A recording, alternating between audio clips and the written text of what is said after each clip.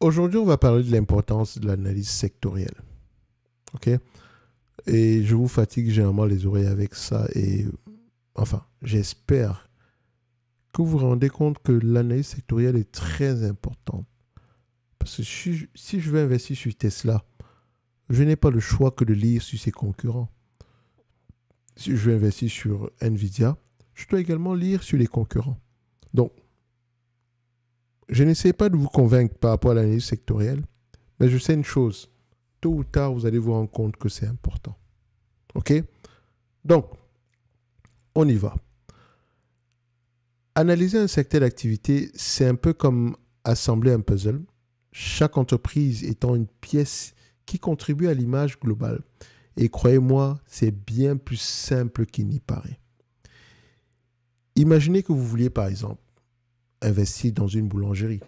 Au lieu de vous concentrer uniquement sur la boulangerie du coin de la rue, pourquoi ne pas jeter un œil sur la boulangerie du quartier ou bien voire même sur les boulangeries de la ville?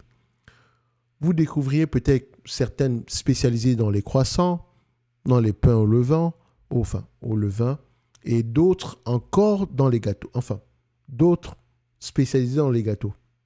Donc, en comparant leurs prix, leurs produits et leurs clients, vous aurez une bien meilleure idée du marché de la boulangerie dans son ensemble. Donc, je n'achète pas Coca-Cola parce que c'est Coca-Cola. Non. Pepsi, Celsius, ainsi que Mountain Dew, enfin, pas Mountain Dew parce que Mountain Dew, ça doit être Coca-Cola ou Pepsi, mais ainsi que tous les concurrents dans mon secteur d'activité, histoire de voir qu'est-ce qui se passe et si on arrive à sortir la tête de l'eau par rapport à la thématique actuelle. Et vous savez que, par exemple, pour ceux qui suivent les années sectorielles, dans le secteur des boissons, les volumes diminuent, les prix augmentent. Or, nous sommes dans une période très compliquée, dans le sens où les consommateurs privilégient les produits où ils auront un rendement sur coût d'acquisition très élevé. OK? Mais il ne faut pas oublier une chose. C'est bien d'avoir un rendement sur coût d'acquisition élevé, mais ça dépend également de l'économie de manière globale. Parce que si l'économie se reprend, les salaires augmentent, etc., la consommation va avoir tendance à changer. Il ne faut pas également oublier qu'on est en concurrence avec les compagnies, enfin, les réseaux de distribution, comme Walmart, Target, parce qu'elles ont leur propre marque, elles ont leur marque fournisseur. Mais il faut faire attention.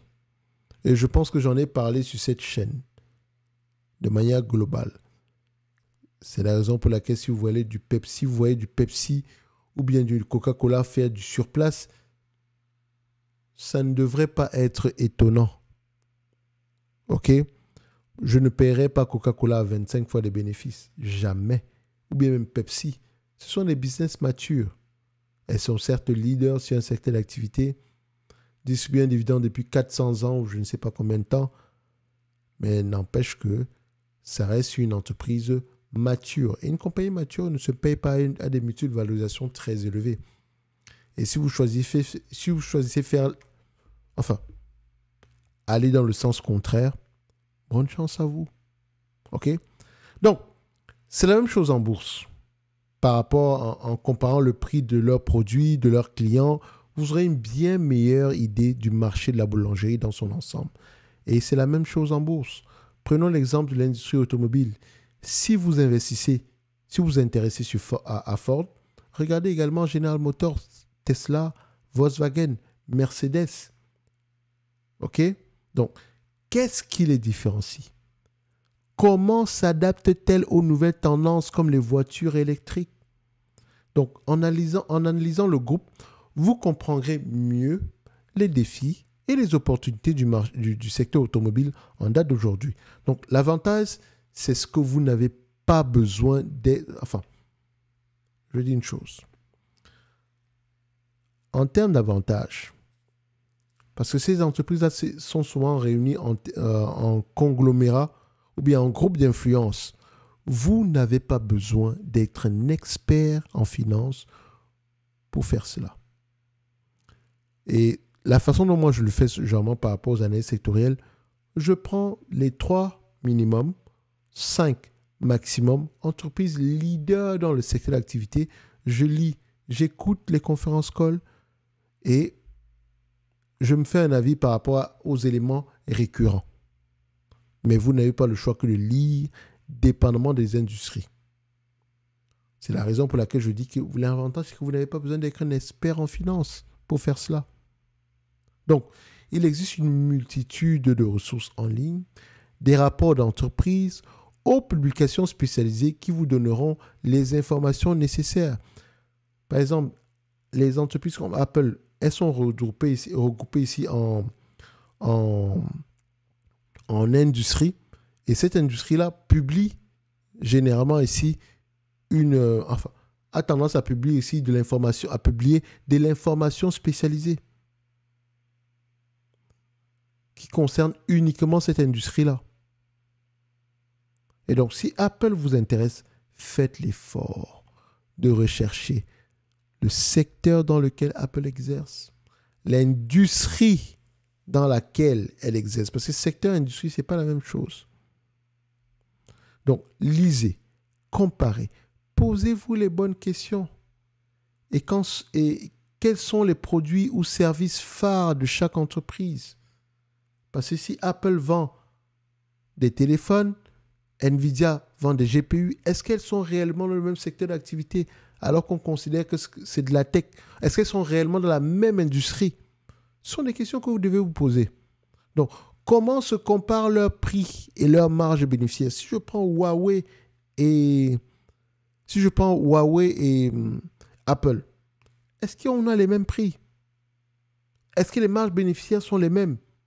Pourquoi est-ce qu'une entreprise a des marges bénéficiaires plus élevées que l'autre? Ce sont des questions qu'on doit se poser. Quels sont leurs principaux clients? Parce que si vous avez des clients très concentrés, ils vont demander des prix très élevés. Donc, au début, personnellement, j'ai moi-même investi dans une entreprise de textile sans vraiment comprendre le secteur. La compagnie s'appelait Iconix Brands. Maintenant, c'est Iconix International. Elle a été retirée de la cote. Mais normalement, j'ai investi sur la compagnie parce qu'elle possédait plusieurs marques. Je me suis dit, ce sont des marques fortes, pricing power. Ce n'est pas forcément ce que vous pensez. Parce qu'une entreprise qui a une marque forte, ça doit se voir sur les marges brutes. Et si ce n'est pas le cas, faites attention. OK? Donc, j'ai vite réalisé que j'avais misé sur le mauvais cheval. Donc, l'entreprise était mal gérée et perdait des parts de marché face à ses concurrents. J'ai appris à mes dépens qu'il est crucial de bien comprendre le terrain de jeu avant de se lancer. Donc, n'hésitez pas à plonger dans les rapports financiers, à lire les analyses de marché, à suivre l'actualité économique. C'est comme apprendre à connaître vos voisins.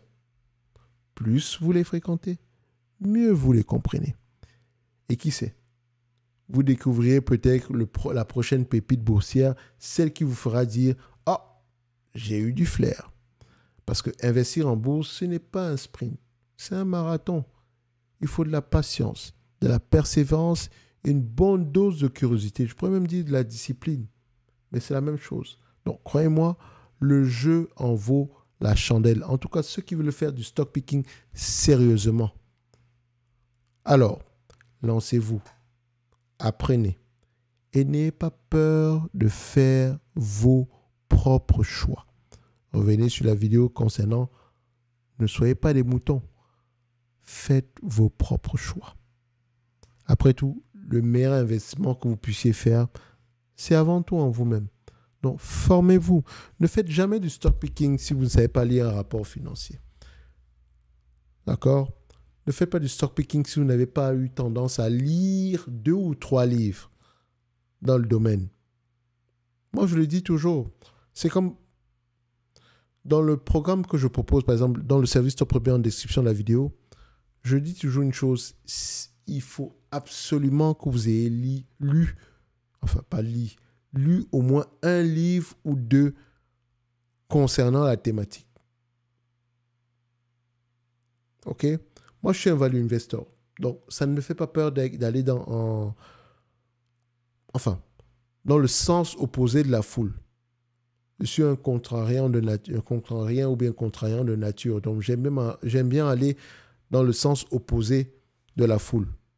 C'est la raison pour laquelle j'arrive à générer une performance qui me permet d'atteindre mes objectifs. Et parce que je dis aux gens, c'est que vous n'avez pas besoin, ce n'est pas un impératif pour vous de battre le marché. Mais non, fixez-vous un objectif particulier parce que vous devez contribuer pour faire croître ce capital-là. Moi, personnellement, c'est 15%. 15% correspond ici à doubler mon patrimoine en liquide. D'accord? Je ne parle pas ici des habitations, voitures, etc. Doubler mon patrimoine chaque 5 ans. Pour le moment, ça va. Mais rien ne me garantit que demain, ça sera aussi mieux qu'hier. Le plus important pour moi, c'est de perdre le moins d'argent possible. Et donc, je n'ai pas le choix que de me concentrer sur les entreprises qualitatives. OK? Bref, vous faites ce que vous voulez. Un like, un abonnement, un commentaire, ça fait toujours plaisir. En description de la vidéo, vous avez le lien vers la Top Newsletter ainsi que les services Top Premium. Merci.